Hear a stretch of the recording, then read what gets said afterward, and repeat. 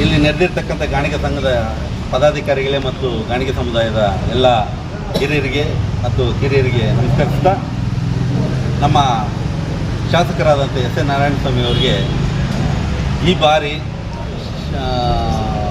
ಸಚಿವ ಸ್ಥಾನವನ್ನು ನೀಡಿ ಕ್ಯಾಬಿನೆಟ್ ದರ್ಜೆ ಸಚಿವ ಸ್ಥಾನವನ್ನು ನೀಡಬೇಕಾಗಿ ಎಲ್ಲರೂ ಒಕ್ಕಲಿನಿಂದ ನಾವು ಇದು ಮಾಡ್ತೀವಿ. ಸ್ವತಂತ್ರ ಬಂದ ನಂತರ ಸತತವಾಗಿ ನಮ್ಮ ಬಂಗಾರಪೇಟೆಗೆ ಎಲ್ಲ ಪಕ್ಷಗಳಿಂದಲೂ ಅನ್ಯಾಯ ಆಗ್ತಾನೇ ಇದೆ.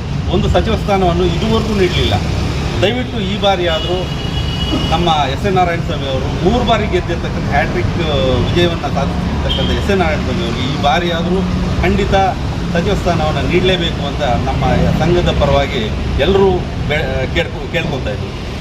ಅವರ ನಿಸ್ವಾರ್ಥ ಸೇವೆ ನಮ್ಮ ಇಡೀ ತಾಲೂಕಿಗೆ ಗೊತ್ತಿದೆ. ಯಾವುದೇ ಸಮುದಾಯದವರು ಹೋಗಲಿ, ಯಾವುದೇ ಜಾತಿಯವರು ಹೋಗಲಿ, ಯಾವುದೇ ಧರ್ಮದವರು ಹೋಗಲಿ, ಅವರು ಸಮಾನವಾಗಿ ನಿಷ್ಕಲ್ಮಶವಾಗಿ ಅವರು ತಮ್ಮ ಸೇವೆಯನ್ನು ಸಲ್ಲಿಸ್ತಾ ಇದ್ದಾರೆ. ಅಂಥ ನಿಸ್ವಾರ್ಥ ಸೇವೆಗೆ ನಾವು ಸ್ವಾಭಿಮಾನದಿಂದ ಕೇಳ್ತಾ ಇದ್ದೀವಿ. ದಯವಿಟ್ಟು ಈ ಬಾರಿ ಅವ್ರಿಗೆ ಸಚಿವ ಸ್ಥಾನವನ್ನು ನೀಡಬೇಕಾಗಿ ತುಂಬ ಹೃದಯದಿಂದ ಕೇಳ್ತಾ ಇದ್ದೀವಿ.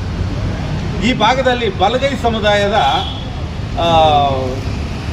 ಕಮ್ಯುನಿಟಿ ಕ್ಯಾಸ್ಟು ಹೆಚ್ಚಾಗಿರೋದ್ರಿಂದ ಒಂದು ಬಾರಿ ಈ ಕೋಲಾರದಲ್ಲಿ ಒಬ್ಬರು ಶಾಸಕರು ಬಲಗೈ ಸಮುದಾಯದಲ್ಲಿ ಇದ್ದಾರೆ. ಅವರನ್ನು ನಾವು ಗುರುತಿಸಿಲ್ಲ ಅಂದರೆ ನಮ್ಮ ದುರ್ದೈವವಾಗುತ್ತೆ. ನಮ್ಮ ಇಡೀ ಕೋಲಾರ ಜಿಲ್ಲೆಯ ಬಲಗೈ ಸಮುದಾಯದವರು, ಎಲ್ಲ ಸಮುದಾಯದವರು ನಾವು ಕನಸು ಕಾಣ್ತಾ ಇರೋದೇನು ಅಂತಂದರೆ, ಎಸ್ ಎನ್ ನಾರಾಯಣಸ್ವಾಮಿಯವರು ಆ ವಿಧಾನ